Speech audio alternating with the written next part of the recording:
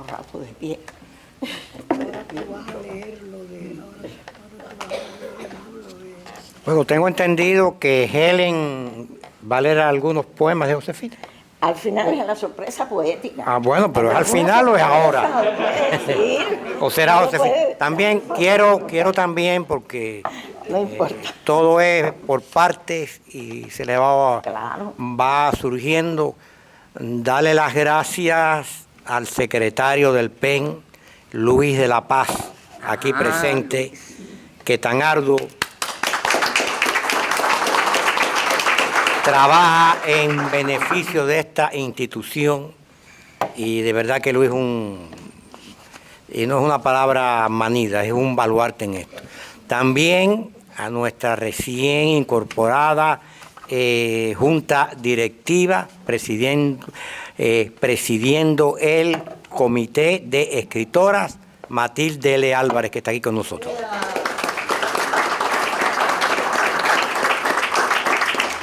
Y Daniel Pedreira, nuestro querido Daniel Pedreira, que preside el Comité de Escritores en Prisión, que está desarrollando una labor titánica frente a ciertos elementos que yo catalogo de retógrados dentro del PEN internacional, por no usar una palabra más fuerte, pero hay que hacer justicia. Ahí está Daniel. Bueno, siguiendo con el programa, ¿quién va a recitar las poesías de Josefina? Pero, ¿Helen o la propia Josefina? Primera, ¿cómo era? ¿Tú no ibas a hablar primero? Originalmente, era Helen. Helen quería que yo hablara ahora y después ella lee. Bueno, pues el final, porque el final acuérdate que esto es una reunión de intelectuales. Nosotros esto es un poco vamos a recitar. Y escritores y poetas, un poco informal. Entonces tú vienes ahora, Josefina. Bueno, y después bueno, está bien. Ok, y entonces terminamos con esto. Sí. También Silvio Mancha, que anda por ahí. Parte fundamental de nuestro PEN. Está por allá atrás.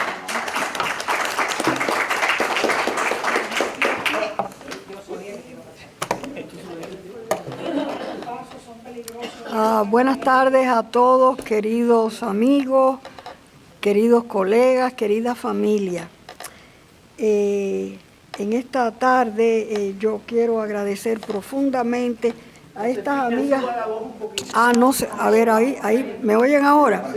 Bueno, yo les di el primer saludo y quería decir que en esta tarde yo quiero agradecer a estas dos amigas de 25 años que han tenido la generosidad de dedicar tiempo a leer lo que yo he escrito y muchas veces a comentarlo y muchas veces a aconsejarme. En fin, les debo mucho, y le debo mucho a Ángel Cuadra, que me lanzó en el Miami-Dade College en el año 1994, en una mañana de huracán.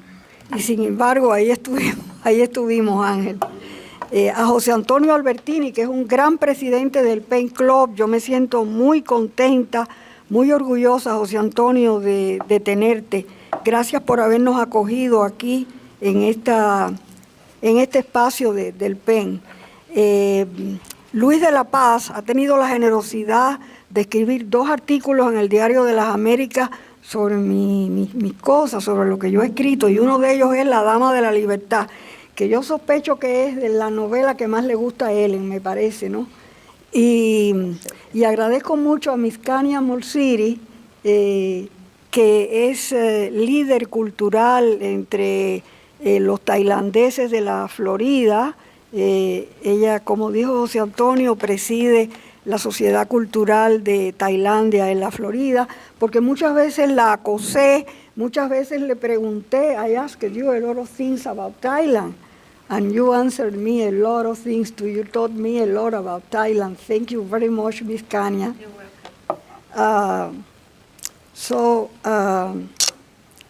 De ustedes que han venido aquí, ¿qué decir? ¿Cómo agradecerles que hayan venido en esta tarde, que además había amenaza de lluvia? Ellen leyó aquí sobre María Elena Palicio. Yo recuerdo que Julie de Grandi, la actriz, cuando hicimos la presentación, ¿te acuerdas, Julie? Aquella tarde tú leíste partes de ese libro.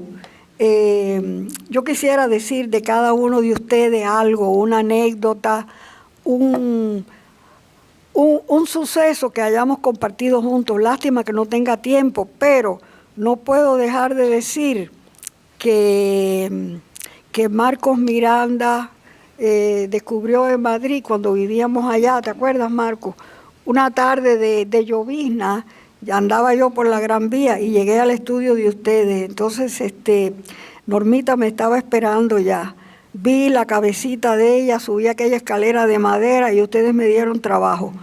Que escribiera una novela radial y me daban el trabajo si al día siguiente yo llevaba el primer capítulo hecho.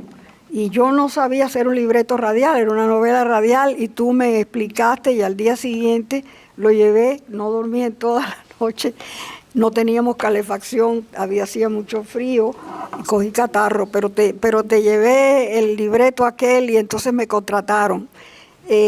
Aquí está Julito Martelo, cuyo padre me salvó la vida en Cuba. ¿Dónde está Julito? Aquí está Julito atrás. Su padre me salvó la vida en Cuba cuando yo estuve desahuciada, ¿cómo no voy a decirlo?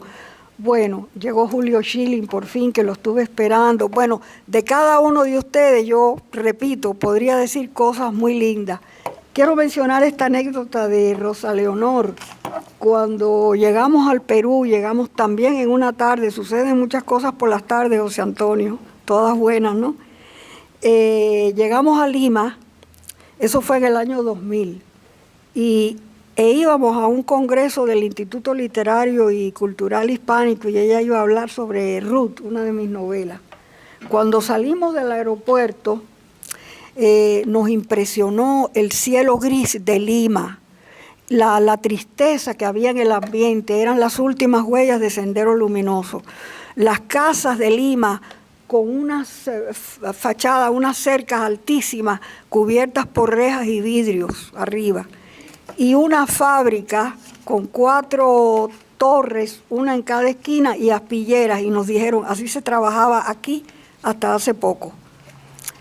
De manera que de cada uno de ustedes tengo recuerdos muy lindos. Y la literatura sabemos que se nutre de esos recuerdos, de anécdotas, de emociones, de experiencias, de sucesos vividos y de sentimientos. El mayor sentimiento que yo tengo para todos ustedes, todos, es la gratitud. Y quiero decirles que voy a decir 2 palabras sobre el prologuista de este libro de Ellen, José Bilbao Richter, un argentino que fue coronel del ejército de la Argentina y como coronel dirigió una expedición de 2 años en la Antártida, donde vivió, llevó a su familia, a sus niños, creó escuelas y de todo. Y él es licenciado en Sociología por la Universidad de Buenos Aires y se ha dedicado, después que se retiró, a escribir unas novelas históricas fabulosas, entre ellas sobre Manuelita Sáenz, a quien todos ustedes conocen.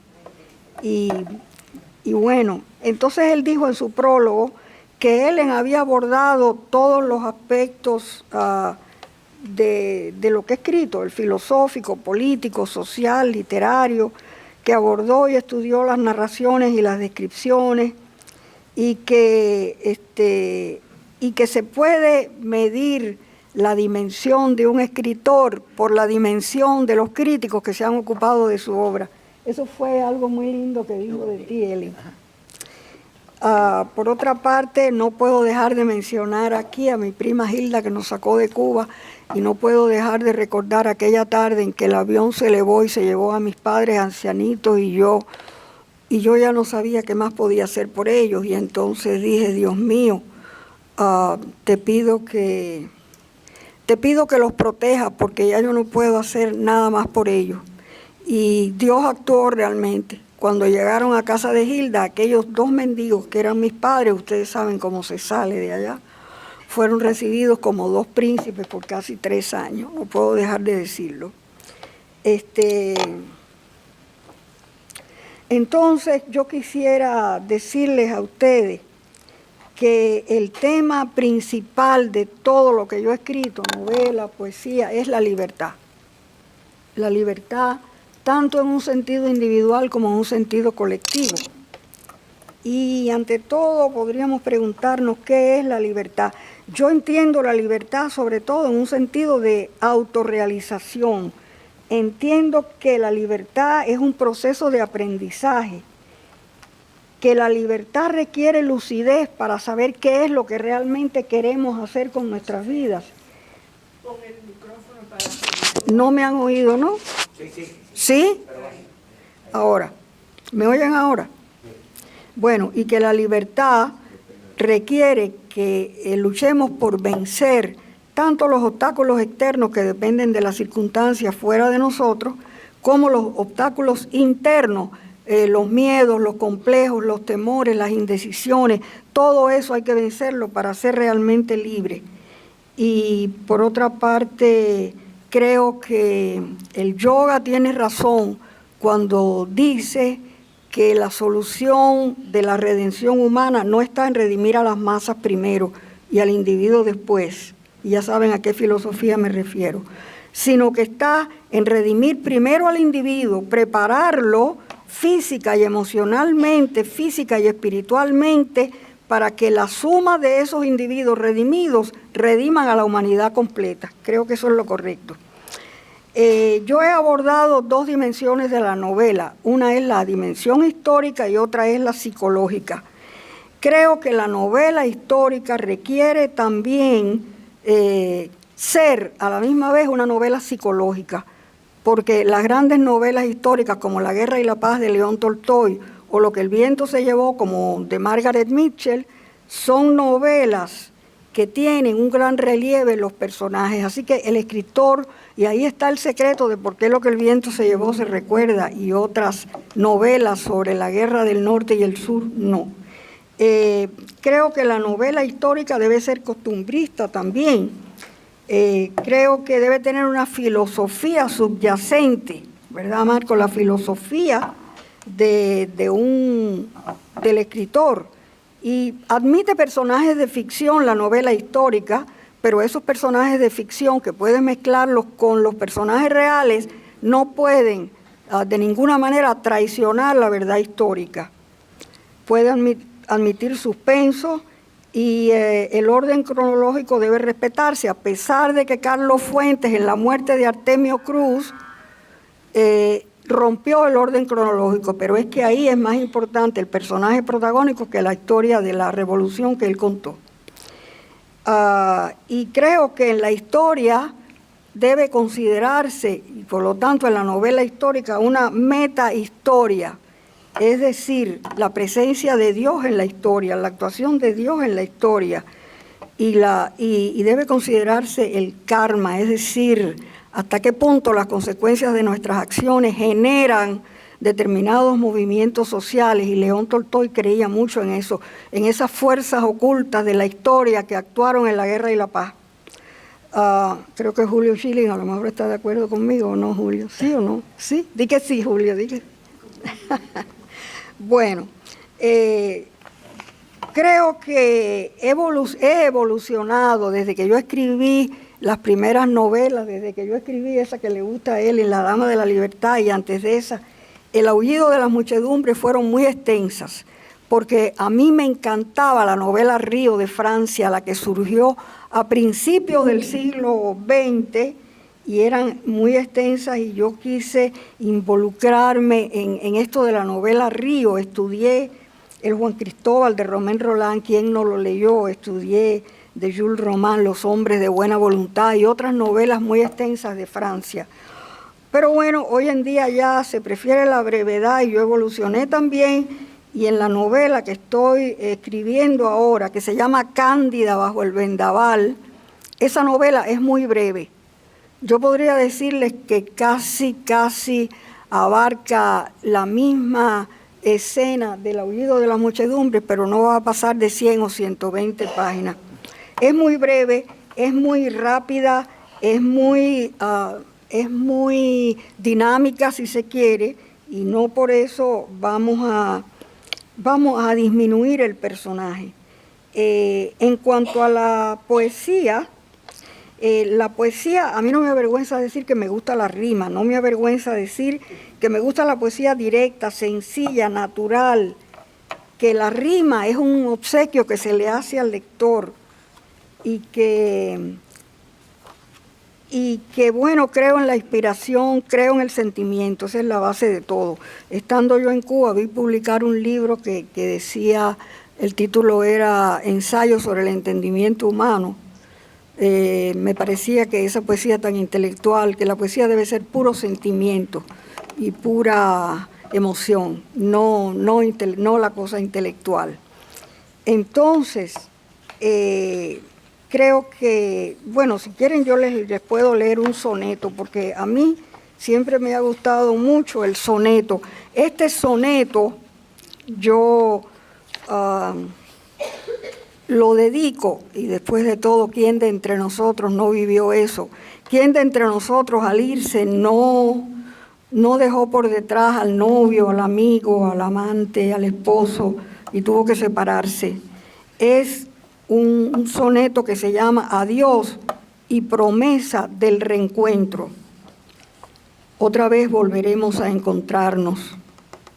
Quizá en una mañana de noviembre, en un rincón remoto de la vida, donde estaré esperándote hasta siempre. Habrá escarcha, el paisaje será nuevo y habrá aviones y luces y habrá calles donde gente sin nota se apresuren a olvidar nuestro encuentro y nuestro viaje.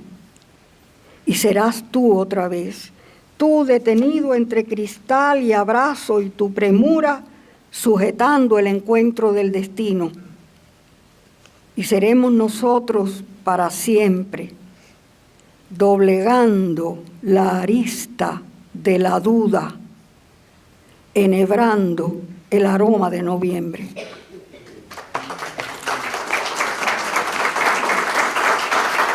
Muchas gracias. Julie, ¿te gustó el poema? Gracias. Bueno, voy a terminar mencionándoles a ustedes este libro, Entre los rostros de Tailandia. Este libro, bueno, en inglés sería Among the Faces of Thailand. En este libro, iba a decirles que esta novela es histórica también. No me da tiempo a hablar de una novela psicológica.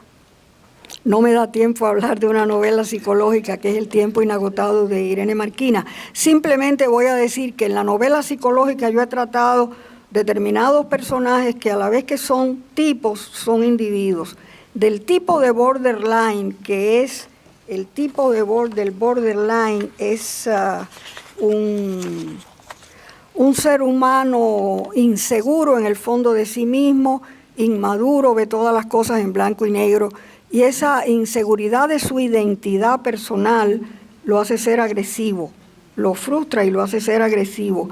Y es un tipo tremendamente sádico con respecto a toda persona que tenga bajo su poder, sea la esposa o si es la esposa, puede martirizar al esposo también, que el borderline lo mismo es hombre que mujer, ¿no? Y que en El tiempo inagotado de Irene Marquina se ve este tipo y el lema del borderline, dicen los psicólogos, que es te odio, pero no me abandones. O sea, establece relaciones de amor y de odio, establece relaciones sadomasoquistas, nunca normales, nunca sale de la ironía, del sarcasmo y puede ser hipocondríaco. Conozco a un borderline que fue hipocondríaco toda su vida y vivió 100 años. Bueno, finalmente voy con esta novela entonces, porque no me da tiempo a tratar a Ruth. Esta es una novela histórica. Algo muy importante en la novela histórica es que la novela histórica no puede carecer del goce de vivir, que la novela histórica no puede ser como en la literatura escandinava, novela triste de principio a fin como El paisaje de ellos. La novela histórica tiene que alternar el drama con la alegría de vivir, como es la guerra y la paz, como es lo que el viento se llevó. Y ese es uno de los secretos también del éxito de lo que el viento se llevó. Así que aquí yo, bueno, como dije, en la novela histórica debe haber una filosofía subyacente, aunque no, a veces no declarada, pero sugerida. Y aquí está la filosofía del budismo. Aprovecho para decirles que yo descubrí estudiando estas cosas que no, el concepto de Buda no es lo que yo creía. Ellos no consideran, los tailandeses, no consideran a Buda un dios, lo consideran un gran maestro espiritual. Y en esta novela, yo usé la orquídea. La orquídea es la flor nacional de Tailandia. The orchid, right? The national flower in Thailand. The orchid. Orchid. The orchid. Y entonces tomé, a cada capítulo yo le puse un subtítulo con respecto al libro en que aparece alguna orquídea. Por ejemplo, orquídeas para la esperanza. Eso revela que en este capítulo se va a manifestar una esperanza en la trama. La orquídea desaparecida y la orquídea recobrada. Orquídea sobre los caminos cuando el protagonista se lanza a hacer sus viajes. Y quiero decirles que yo estuve en Tailandia 2 veces. La primera vez que yo llegué a Tailandia, yo sentí una fascinación extraordinaria por aquel país. Yo sentí que yo tenía algo en común con ellos. I had something in common with you, with the people in Thailand, right? I felt a part of that country. I don't know why. Yo me sentía parte de aquel país y sentí allí algo que no he sentido en ningún otro país, que es no tener cansancio nunca, no sentirme nunca cansada. Y casi no dormía, un par de horas, pero nunca me cansé. Y tenía unos días de una actividad tremenda, de unos recorridos. ¿Qué decirles de esta novela histórica? Yo de niña quise ser médica y eso tenía que vivirlo de alguna manera, lo viví aquí. Así que el protagonista de esta novela, Saiyan, is a doctor, because I wanted to be a doctor when I was a girl. Pero también mi esposo era médico y entonces yo sé cómo es la mentalidad de un médico. Yo sé cómo vive un médico. Me era fácil trasladarlo aquí. Por ejemplo, un médico, ustedes no saben que cada vez que se acerca a una persona, la evalúa como médico. Y dice, esta persona tiene un color que revela que tiene, por ejemplo, problemas en el hígado. Y no creo que viva más de... Una prima mía decía que a mi esposo no lo calculara. No la calculara, lo decía en broma, ¿no? No puede vivir más de 6 meses con esa enfermedad que el color de la piel revela. El médico es evaluador de medicina en cada paciente, cada persona a quien se acerque, aunque no sea su paciente. Eso se lo puse a Saiyan. El doctor Rubí me contó, no sé si ustedes se acuerdan del doctor Carlos Rubí, ¿verdad?, de Caracas. El doctor Rubí me contó un parto que él tuvo muy difícil y lo puse aquí. Y busqué el manual Merck para los tratamientos que tenía que poner aquí. Pero él me asesoró, el padre de Julito me asesoró también en los tratamientos. Bueno, Saiyan es un médico del siglo XX en Tailandia. Y como aquí aplico la filosofía del budismo, aparece la reencarnación. Él tiene vidas anteriores muy dolorosas, como por ejemplo, es un hecho histórico que en Tailandia, Ayutthaya, Miskania, when Burma came and destroyed Ayutthaya. Ayutthaya fue un imperio fabuloso en Tailandia, a tal punto que Luis XIV tuvo ambición con ese imperio y mandó gente allá para establecer relaciones con ellos con el afán de algún día quedarse con Ayutthaya y convertirla en colonia. De ahí después provino Tailandia, pero para mí fue muy emocionante cuando yo visité las ruinas de Ayutthaya.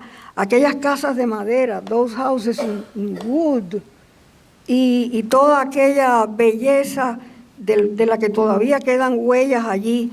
Cuando yo me vi dándole la vuelta a lo que fue el imperio de Ayutthaya en un barquito navegando por los ríos, ¿no?